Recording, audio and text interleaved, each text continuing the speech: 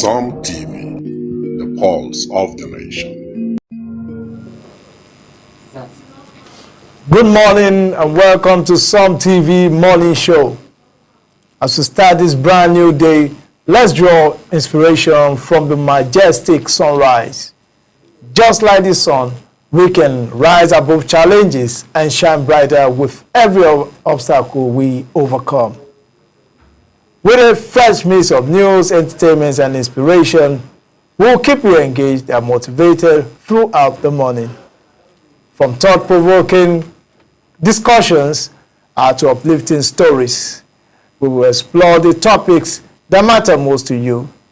So grab your favorite coffee, get cozy, and let's make today an amazing one.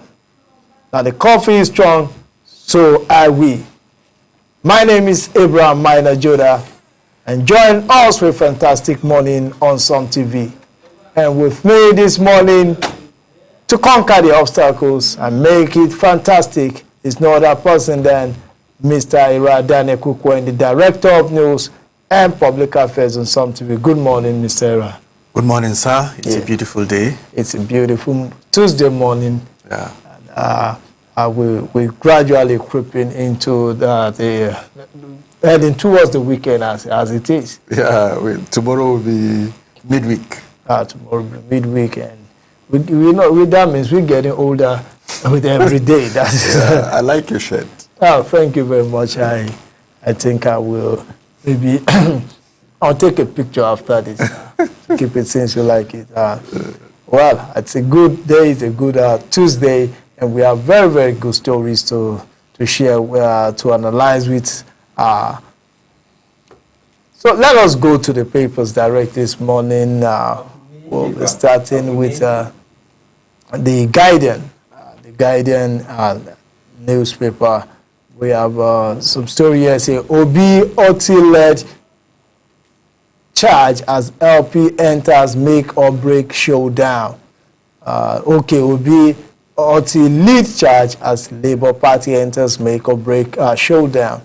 Then you have 2025 urge confusion as federal government debunks report on Saudi's entry ban on Nigeria 13 others. Another story here say bandits killed for abduct 45 in Katsina local government council. We also have the story Amnesty International demands probe into police assaults as protesters want Cybercrime Act repealed. Another story on the front page of the Guardian says, we will engender better modern police force, Tinubu pledges. Presidency offer of $1 billion CNG investment by year end. End killings, insecurities across state, Falan hotels, local governments. And EU pledges $300 million to support Nigeria's fight against terrorism.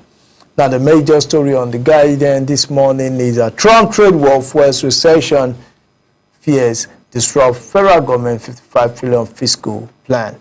That is on. Let us look at that story. That story is quite interesting because it has to do with the budget of the federal government this year, and also according to the Guardian reports, the threat of recession. They look at it's over 3 months into the year. The country is nothing close to hitting the oil production peg of 2.06 million barrels per day. Even as the new leadership of the Nigerian National Petroleum Company Limited minute walk through mainly carries blueprints and stress test template for ramping up oil on production. Now, there's also a fear of global recession triggered by the global uncertainty. It's also fueling fear over the federal government's ability to see through its ambitious fiscal plan. Already, those familiar with the public sector said the new leadership could take as much as 6 months before it begins to chart its course on its related issues such as oil theft, high production costs, and idle assets, which will necessarily need to be resolved to increase the production level and earnings. Also, the domestic impasse is worsened by rising global uncertainty that is turbocharged by tariff war, which has elevated the bearish trend of the international crude market. Now, in the past week, the market has been on the urge, plunging to a little above $64 per barrel, $11 short of the average price when Nigeria started the budgeting process last year. The current price is also about $11 below the budget benchmark, which suggests that budget funding support is already strained.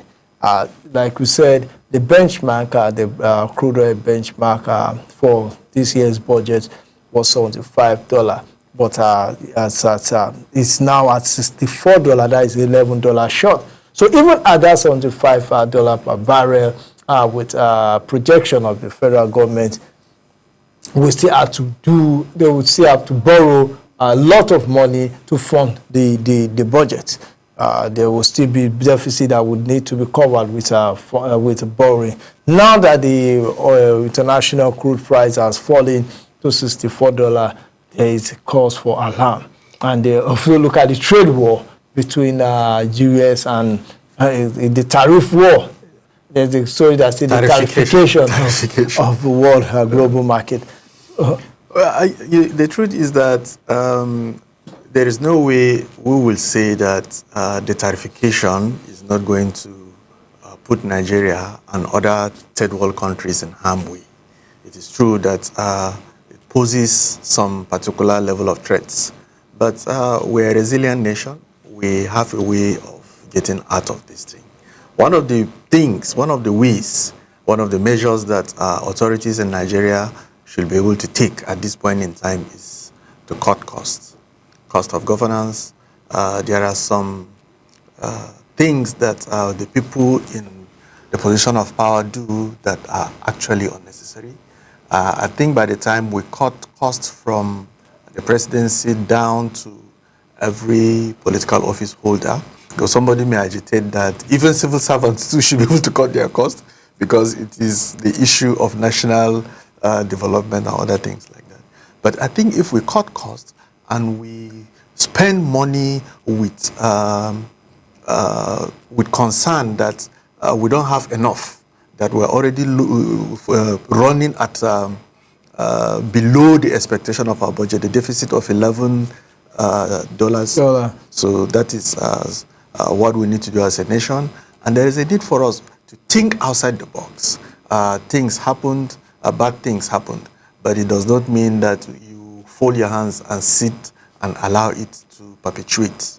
There's a way we can go about this thing that at the end of the day, it's going to come out well for us. Look at countries like China and other countries. While US is threatening them, they're threatening back because they've been able to develop themselves to the position where they're able to. Nigeria still should be able to offer its own threats and say, okay, fine, we can make do with what we have here. Let's start looking at how we're going to. you don't make threats from the position of. You don't make just like Taiwan. During the World News yesterday, I saw the story on Taiwan.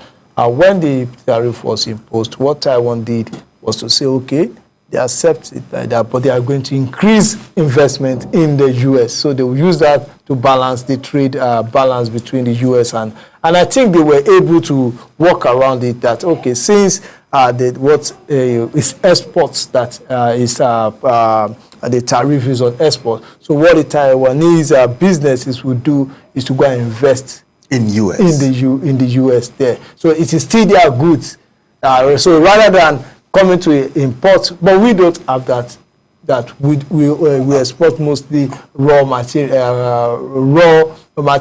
and you can't go and produce raw materials there. That is the disadvantage that we have as a country. And I think maybe their system, I don't know whether they practice the kind of economic policy that we practice. Nigeria practice capitalism. You know, I know of these stories of how China, the government of China, established companies, send those companies to Africa, and they do business for the government. The thing is, there's no system of government that works, and there's no one that does not work. It is the individuals that handle it that matters.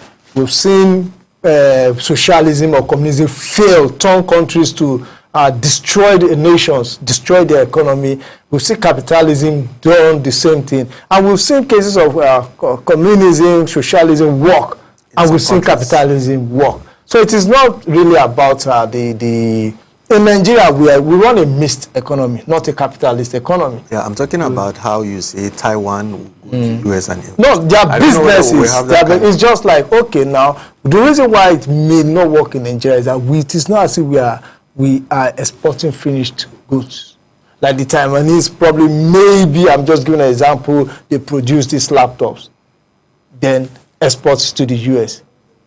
Now the US said they will put tariff on this. So instead of producing so that they will start producing it within the US. But you know, there will always be diaspora remittance. So it will still come back, and the parent company will be in this. But in our one case, what we export is raw materials. You can't go and produce it in the US, so it will be lopsided. Maybe Dangote now is our only hope, considering that he's beginning to export refined products to Europe and other places. He can't go and start production in the US.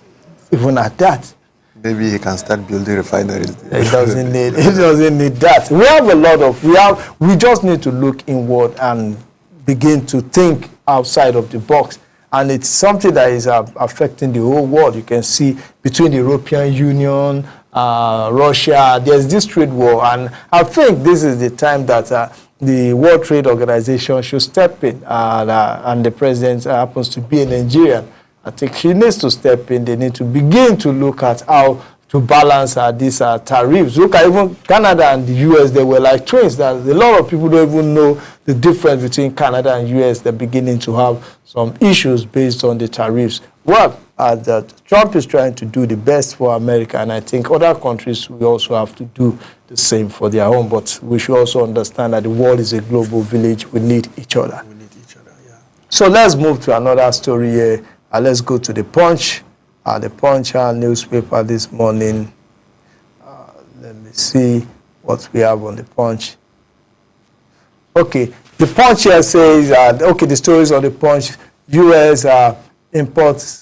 imported $643 million Nigerian goods in 2 months.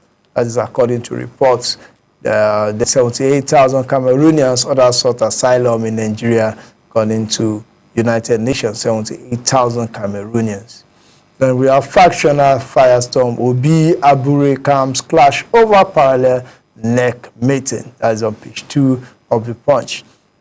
In 2027, APC governors visit Buhari amid associate defection to SDP. That is on the page 6 of the page 8 of the Punch. The real now story: angers police disrupt protests, deploy choppers. My selection as Alafin Diviner political Obawo Ade. 4 arrested as JAMB uncovers 585 fake A-level certificates.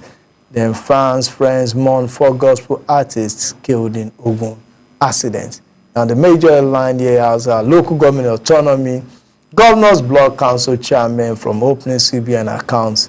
Governors tighten grip as central bank roll out stringent account opening guidelines. That is the story that quite interests me there on the Punch. That it has to do with local government autonomy. Say the challenges facing the implementation of the Supreme Court judgment on local government autonomy has assumed a new dimension, with some state governors explicitly warning their council chairmen against opening an account with the Central Bank of Nigeria for direct payment of the allocation from the Federation account. So they say the latest development represents yet another significant ordeal, nearly 9 months after the Supreme Court granted full autonomy to the 704 local governments across the country, paving way for direct payment of federal allocation. So as part of the federal government's commitment to the Supreme Court judgment, a panel was set up to ensure the implementation of local government autonomy.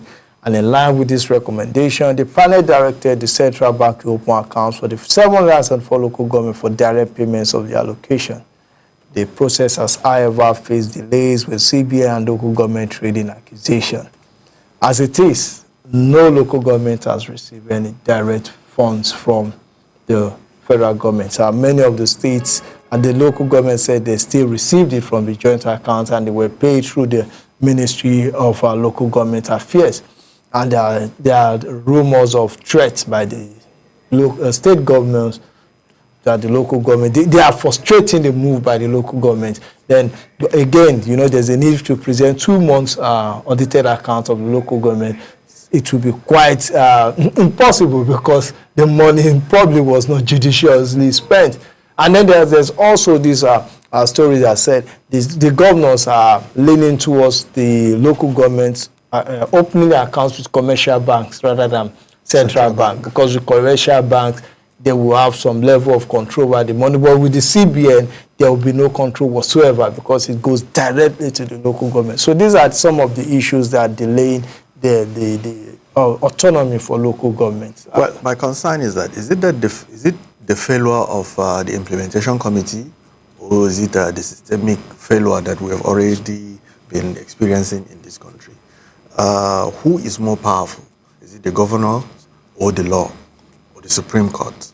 Now, if all these things have been experienced at this point in time, it means there is no willpower for implementation, because I don't know who is supposed to ensure that this is implemented. Is it the president, or is it the minister of finance? Is it the central bank? Whosoever has the responsibility of seeing to it that this local government fiscal autonomy is implemented to the fullest should stand up and follow it to the latter. Because when you start compromising 8 months to 9 months later, after the ruling has been made, nothing has been done, then it means something is wrong somewhere. There are some sacred cows, there are some people that maybe have been treated with some kind of maybe respect. Else, why are we having this challenge up till now? I think the problem lies not with the Supreme Court judgment, not with the technical committee. This is human really created, and I think it is the governors of the states are not ready to release the local government, so they do everything possible to frustrate the work. Now when you say submit audited report and it's not submitted, now we are talking about 774 local governments. The frustration, even if you look at the Punch, I want you to read the Punch report, you see different complaints from local government chairmen who would not want to disclose their name because it's a very long and deep investigation done by the Punch. So you see that there is no willingness. And another end of the month come. You can't withhold. Now what they would do, and is to push, to put the burden on the neck of probably the federal government. If the month ends and money is not released for the local government, it becomes a problem. So what the government will have to do is to ensure that, okay, the month has ended again. You can't hold on to the money simply because the governors are not complying, or the local government, because the people need to be paid. But the concern is that why must audited report be submitted? Can't you waive this? These are part of the conditions. To me, I remove that condition. If you remove that condition, then we are not ready. We just want to do a shoddy job. I think there's a need for us to start, even if it take years. Sometimes we start something, and by the time you start on the wrong footing, to backtrack becomes a problem. Let us have an audited account. Let it be with the CBN, and let us start this thing in such a way that at the end of the day, we may say, okay, let's use commercial bank, let's just bring any account, let us open. At the end of the day, the purpose will be defeated. The purpose is not just to pay money for the local government. They are receiving their money at it, but the purpose is to ensure that they are truly independent. But the truth is, again, is that if after 8 months, the 2-month audited account is not yet obtainable, and we're still waiting for it, if we can wait for another 4 years, we can wait for another 5 years, because this is Nigeria. I think the government should just go ahead, remove some of these conditions that can reasonably. But what is hard in local government? Since what is hard in you just providing 2 months? But that is my concern. Since it has become practically impossible now for 8 months, it means maybe something serious is going on. So I am not a stakeholder. I don't have the details. But if it is this serious, then maybe let's look at a way of removing it, move forward, and see how. Because if so long as these local government chairmen don't have their fiscal autonomy, in one way or the other, the development at that level will be compromised somehow, because that is the experience. If we compromise the standard at this point, then the Supreme Court judgment is a judgment. It is how it is implemented to the letter. But the Supreme Court judgment, I don't think it includes this 2 months audit and other things. This is the decision. Release the money. Well, the Supreme Court say release the money. You can as well just cash the money and give it to anybody on the street. It has been given to the local government. But the reason why I want this account audited is simply because for them not to agree to it, that means there is something that audited account will do.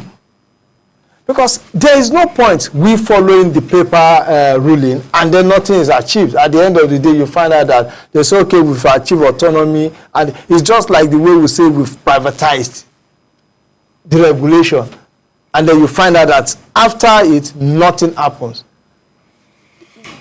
To me, there's a need for us to get this thing done, to start on the proper way. But this fire brigade approach, they're trying to correct it when the harm has been done. It has never worked for us. It has never worked, because at the end of the day, you find out that we are back to square one. Money will be released, and some people will be controlling it. And on paper, we already have an autonomy.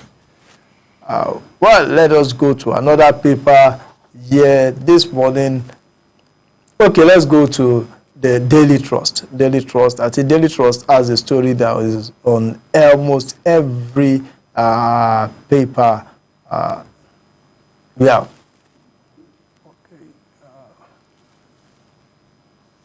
Okay, sorry. Please, let's go to the Vanguard. Let's go to the Vanguard this morning. Okay, Vanguard. Police protesters clash in Abuja. Port Harcourt, that is the major headline on the Vanguard. Then we have global tariff war. Federal government will review impact on Nigeria. That is according to Edun, the Minister of Finance. Minister of Finance. Then U.S. China are daggers drawn as Trump threatens Beijing with extra 50% tariff. Labour Party crisis. Abure Obi summons parallel meeting. And you have Tedo Peter Sai chairs Vanguard Personality of the Year award. Another story here says, stop approving substandard varsities. Afe Babalola to National Assembly says, stop approving substandard varsities. They have reversed Obama suspension. U.S. Law Institute task Tinubu. That is from the Vanguard. So let us look at this story. The story that we'll take from the Vanguard. Let's take the Abure Obi crisis story from the Vanguard. Say LP crisis, Abure Obi Oti, summon separate neck meetings. The crisis in the Labour Party appears to be deepening as the two feuding parties in the leadership tussle have summoned separate National Executive Council meetings to deliberate on the way forward after the Supreme Court judgment. While the comrade Julius Abure-led party leadership has summoned a neck meeting scheduled for Monday, the Mr. Obi and Governor Alex Oti-led stakeholders have scheduled theirs for Wednesday, April 9th. So we have parallel meetings, neck meetings. Abure and his team sent invitations to relevant stakeholders late on Sunday for the neck meeting scheduled to hold on Monday yesterday. I think said yesterday. In what appeared to be a counter move, Obi Oti summoned a neck meeting and stakeholders engagements slated for Wednesday. Both meetings are scheduled to be held in Abuja. That is the Labour Party. I remember by this time, 2023, it was LOP 21. It has gotten into their heads and it's making them go maybe some kind of crazy. Because if they don't sort these things out, they should not dream of getting that popularity they gained during the last election. I don't know how this is going to end, but I just hope that it is not going to go the way PDP is. If they go the way of the PDP, they won't be lucky. They will going to be completely, they will fizzle out. The PDP still have states. If you look at Labour Party, most of their National Assembly, they've moved on to other parties. And most especially, they've moved on even to the APC. The OT mentioned here is the governor of Imo State. Imo State. And he emerged from Labour Party. Yes, he emerged from Labour Party. He's the only governor they have. And as the way it is going now, if the problem becomes too much, he may move to another party. After all, he was a member of the APC before joining the Labour Party. And I think they have hope here. The hope is that if Obi and Oti are on the same side, considering their strengths and mights, they may be able to reconcile any other person in the party, considering that those people may have one way or the other not as strong as they are as it stands now. Unlike the case of PDP, where all the big shots in the PDP are silent about, apart from Atiku, who is a little bit vocal and making his position. If Obi and Oti insist on a particular, they have a way of pacifying others. I think so. Well, it depends on what their constitution says. You know, as it stands now, you can't go to court for anything again.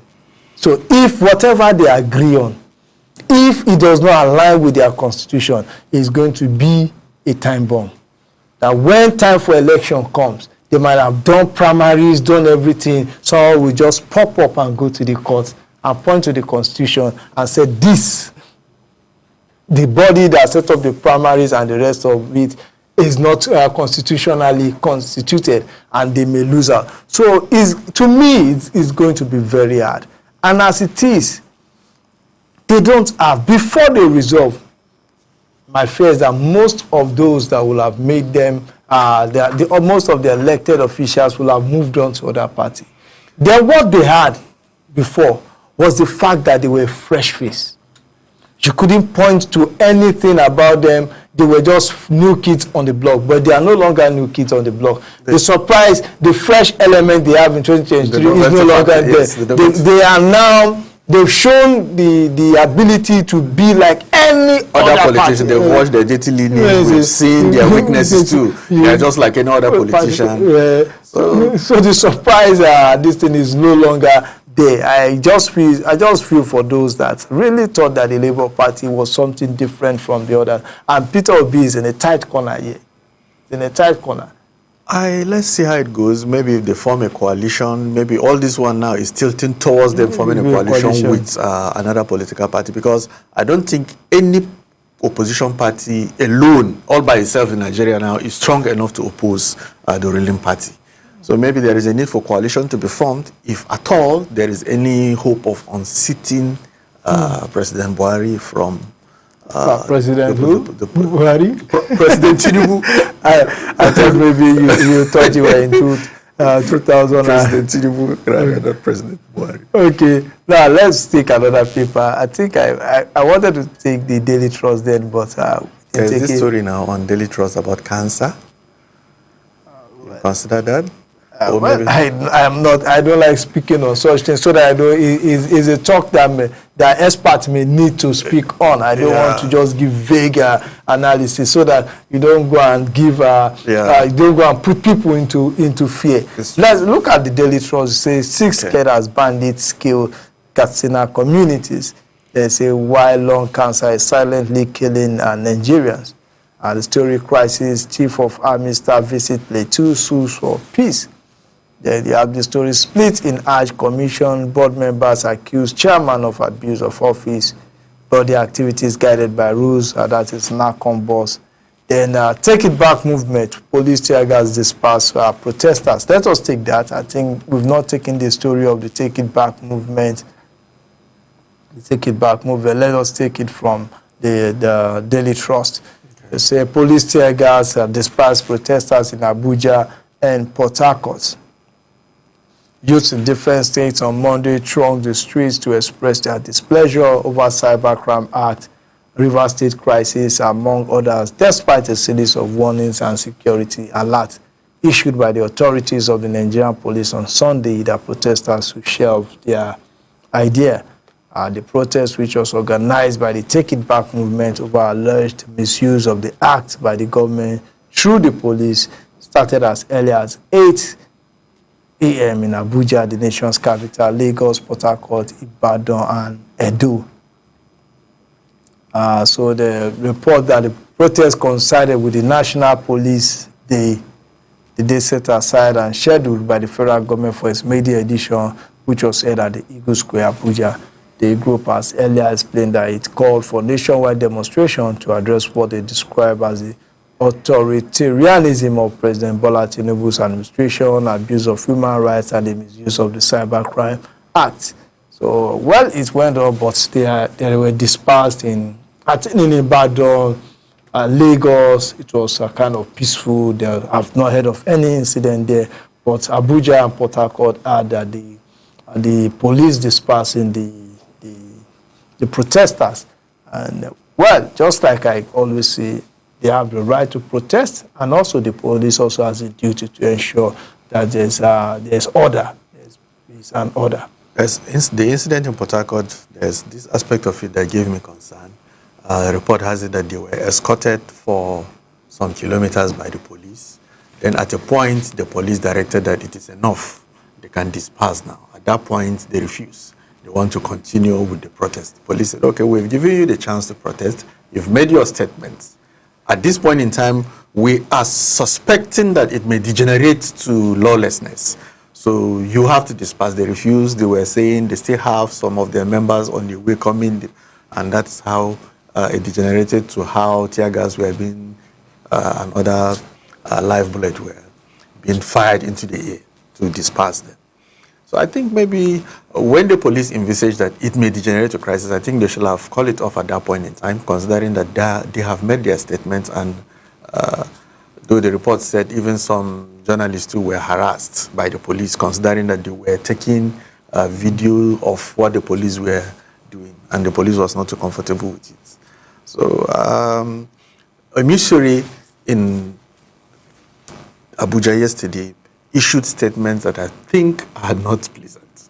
When you beginning to issue threats like that, saying that if the president will not listen to you, you are coming back and it's going to be worse. This is a rehearsal. You know, he's making statements that I think they are more of confrontation than a demonstration. So maybe those statements should be checked. And anytime Nigerians are doing peaceful demonstration, they should follow the tenet of what is described as peaceful demonstration.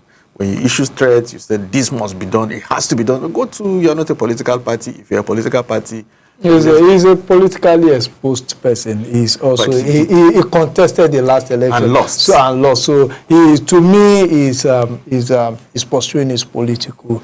Well, it's good to demonstrate, to do this, but I think Sowore is using protest as a means of keeping himself relevant. He's also pursuing his own political race. Some do party, they do meetings, like those in Labour Party. His own is to organize protests, and the rest take it back movement. I think while I agree that they have a right to protest, but sometimes the positions Sowore takes on issues are too extreme. For my liking. He has his own very good way of always speaking out against the ills in society, but sometimes he takes it to the extreme, and sometimes it makes it even look like it's a joke. It's a joke.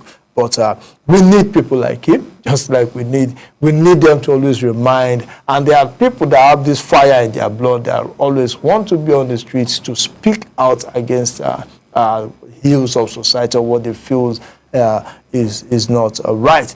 And the reason again why sometimes I don't agree with Sowore is the way he's always confrontational with the police. Yes. I respect any institution in Nigeria, and you have to respect him. He wants to be the president of Nigeria. He should show some respect to the Nigerian police force. Especially in the face of the fact that the demonstration he has championed in the past have led to loss of dude. You are of the opinion that it is their right to protest, and it is the right of the police to protect life and security. But at times, if what you're doing during the protest and leads to a situation where the police is overwhelmed, there is a need for you to be called to order.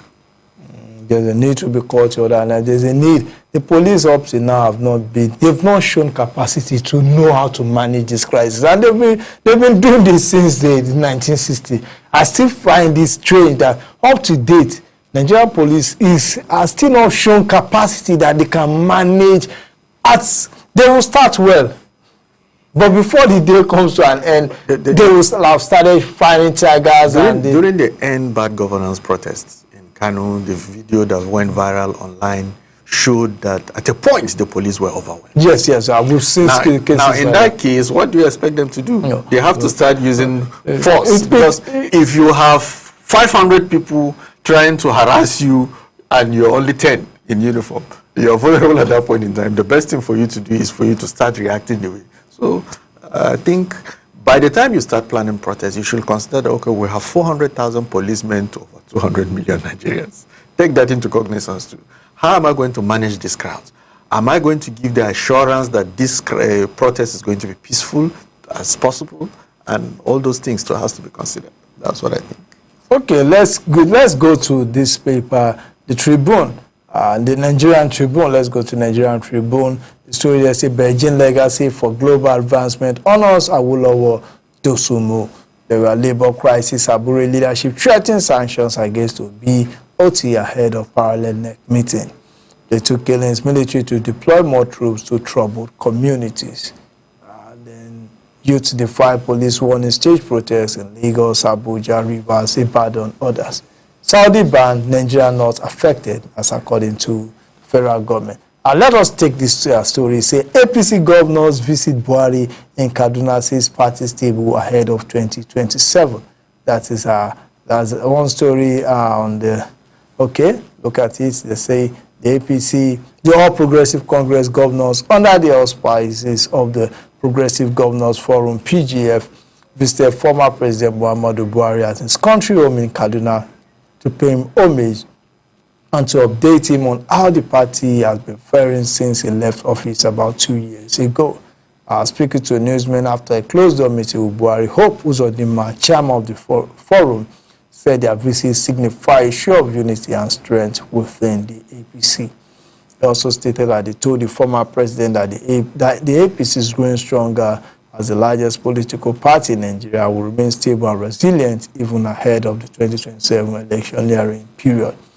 He said after the Ramadan, Lent, and Eid al-Fitr celebration, they deemed it necessary to pay homage to the former president who served 8 years under the APC. I think this is a good political move by the APC. I think so, because that shows how relevant Buhari still is in the political dynamics of Nigeria, even after he has left power. It is there for them to go and visit him and pay him homage. It's a sign that he's still relevant. And normally, when a politician is paying you a visit, you know that in one way or the other, they know that there's something they will benefit from those visits. It is good they do it so that, there's this impression, El-Rufai was close to Buhari, and he also visited Buhari and the rest. So what they are trying to show is that Buhari is still a member of the APC. And he has their support. So that will take away.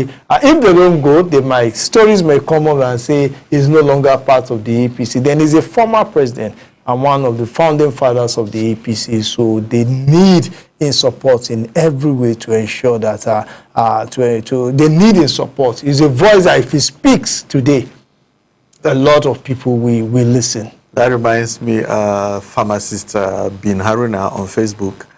Sometimes back when the stories of Nasir El-Rufai was making the rounds, he is of the opinion that maybe Nasir El-Rufai is acting a script after all. Maybe he's on a mission to break SDP before 2027. He said, according to Bin Haruna on his post, that's the way I understood it, he was talking about how Nasir El-Rufai has this relationship with Tinubu that all these things he's doing is charade. That he's on a mission to see to it that that opposition that may come out of SDP is being nipped at the bud. But is there any opposition that was to come from SDP before now? Before now, nobody cared who SDP was. I think he believes that Tinubu is a strategist. He already knows that these places are potential threats.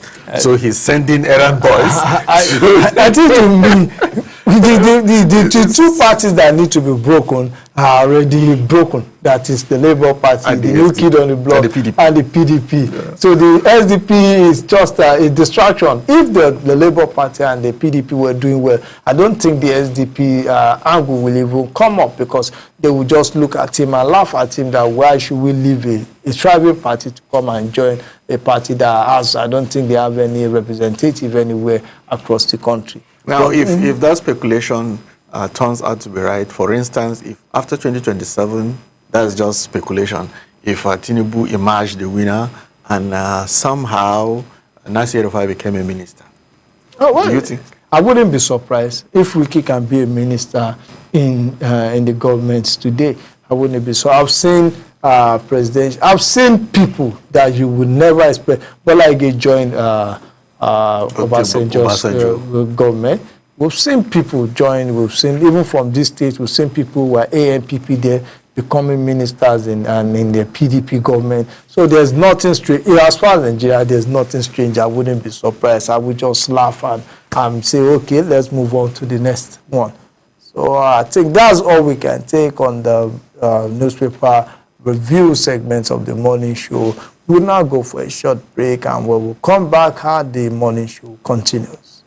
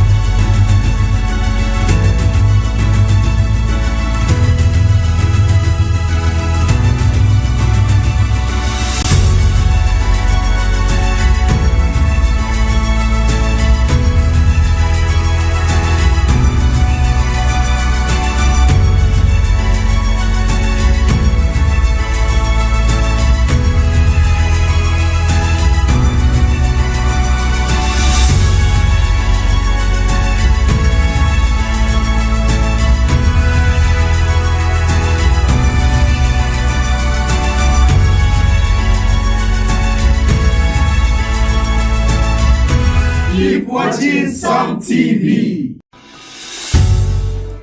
RU Executive Transport, a transportation company ready to change the transportation narrative in Taraba State and Nigeria at large, bringing comfort, safety and reliability.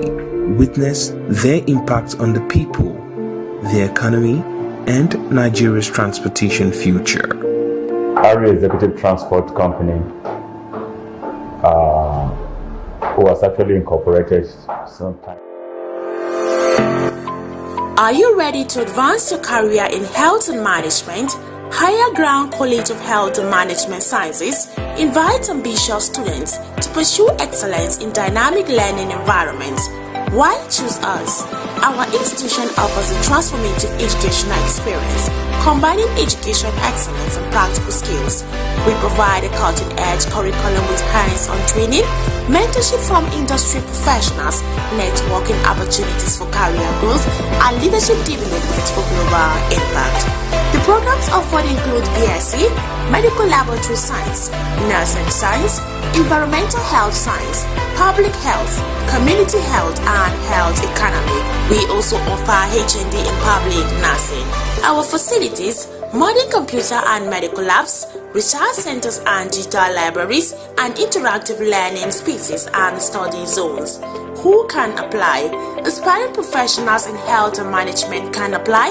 Working individuals seeking career advancement can also apply. International students looking for a global learning environment are also key applicants. Application requirements are 5 SSC credits, including English and Mathematics, JAM and entrance exam scores, medical report, birth certificate, local government industry letter, recommendation letters. Why Higher Ground? We offer work-study programs, flexible payment, and a supportive academic environment.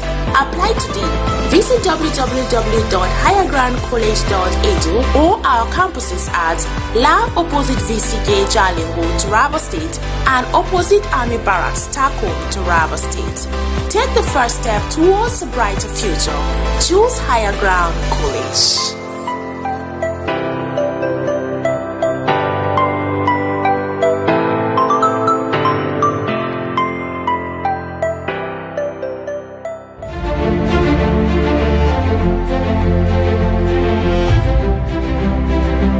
Escape the everyday at DY Scott, a luxurious haven for your hair, nails, and overall well-being. Imagine yourself settling into a plush armchair, the aroma of essential oils and freshly brewed coffee filling the air. Expert stylists meticulously craft your perfect look, whether you're seeking a bold modern style or a classic timeless cut. Beyond the perfect haircut, indulge in a revitalizing manicure or pedicure. Our skilled technicians use only the finest ethically sourced products, ensuring a truly pampering experience for your skin and the planet. Enjoy a refreshing drink, a mojito, chamomile tea, or something bubbly while you unwind in our relaxing atmosphere. Looking to socialize? Challenge friends to a game of table tennis or snooker in our convivial relaxation area. Reconnect with yourself and leave feeling confident, truly pampered and beautifully you. DY Scott is more than just a salon. It's an experience that nourishes your mind, body, and soul. Find us at Roadblock Jalingo, Konaru, or call 081-4563-6195 to book your appointment today. DY Scott, where style meets serenity.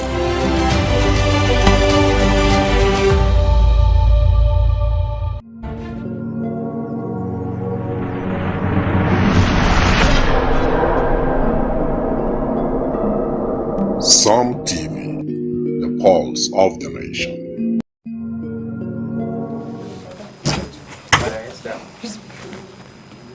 My country people, I dey throw salute to una this morning, and I dey welcome una to the morning show of our pidgin section on newspaper headline review. This na section where we dey knack una tori on things where they happen for inside the country, even serve our community and our society. My name is Esther Oka Joseph, and with me this morning on my right hand side na Auntie Mercy Joro. Auntie, good morning and welcome to the show. Good morning, Nigeria. Okay, and on my left hand side this morning na Auntie Fetty Apollo. So Auntie, good morning. Okay, oh my country people, the tori when I carry on this morning na concerning security conscious. My country people, make we dey security conscious on how we dey take do our movement and our paroles for inside the area, our society and our community. Oh, Now the story of Mr. Sunday will be pastor for inside the Lagos state where travel for the sake of a brother burial when he be say the Congo Payam for inside the Delta state. Now that story now carry come now this morning, oh my country people. So that anytime when they do movement, una travel, una go they let 1 or 2 people to know or to sabi the place when it be say una they lodge. That is why I carry this story to come now this morning. Okay, well, I begin my story this morning now, so make una sit down, relax as I don't take the start. So, this man, when he be saying name na Pastor Sunday, my country people, Pastor Sunday who go fed there. He come out for us because of saying brother died. They go for the burial for inside the Delta state. As he come out for us, when he reach say he can't reach a Delta state for 90. As he reach for Uwelogbo in community, he can't look and say, oh, night don't come, you say he no go fit reach house that night. He can't call his wife, he's saying they go lodge for one hotel when he be said, then they call him, say, country home hotel. My country people, this one he happened for inside the Isoko North local government, for inside the Delta state in my country people. So as the Pastor Sunday they lodge for that hotel, now he can't call his wife now and tell his wife he say now for inside the country hotel now he dey say now for that place now he dey lodge. The wife he say okay. On Friday burial can't reach, they not see Pastor Sunday for burial, my country people. On Saturday morning during family meeting, they not still see Pastor Sunday for family meeting. On Sunday Thanksgiving, they can't call, they can't say Pastor Sunday not come out for Lagos again. They can't reach Pastor Sunday wife yo, that they can't call Pastor Sunday wife for Lagos. They can't tell her say say your husband not come for his brother burial again. Now he tell them say the husband come for burial. Say but the husband suppose don't reach now. She even they expect the husband any moment. They can't say no, your husband not come. Then the wife can't tell them say okay, my husband call me when he lodge for one hotel when he reach there on Thursday, saying they for inside country hotel. Now from there, the husband people, they can't go reach for the country hotel. When they can't reach there, the manager can't talk to say, the manager when his name be Godwin, can't talk to say, Pastor Sunday no come that place to come lodge here at all, so they not receive such person for their hotel. As the family people, they go back. Their body not sweet them, they can't say no, so they must carry out investigation. As far as the wife, you don't open mouth to talk, say, now there night pastor lodge, say they must go back there, my country people. As they can't go back there, they can't begin the search room, they say they must search, say they must search. As they search, they not can see. It can't remain one room where they want open and that room they close. Now the manager will be Godwin can't talk, say, may they not open that room or say people there inside. They can't say no, say they want to see the people where they inside. They can't break the door. As they break the door, country people now, so they can't see say Pastor Sunday life or bed for that place. Now from there they can't hold the manager will be Sunday, will be Godwin. As they can't hold the manager, they tell us what happened to our brother Pastor Sunday, my country people. Now from there, manager come begin they talk. The manager will be Godwin Ibiorede. Come begin they talk for that place, begin they cry. Say, he no know, say, whether Pastor Sunday call that place to come.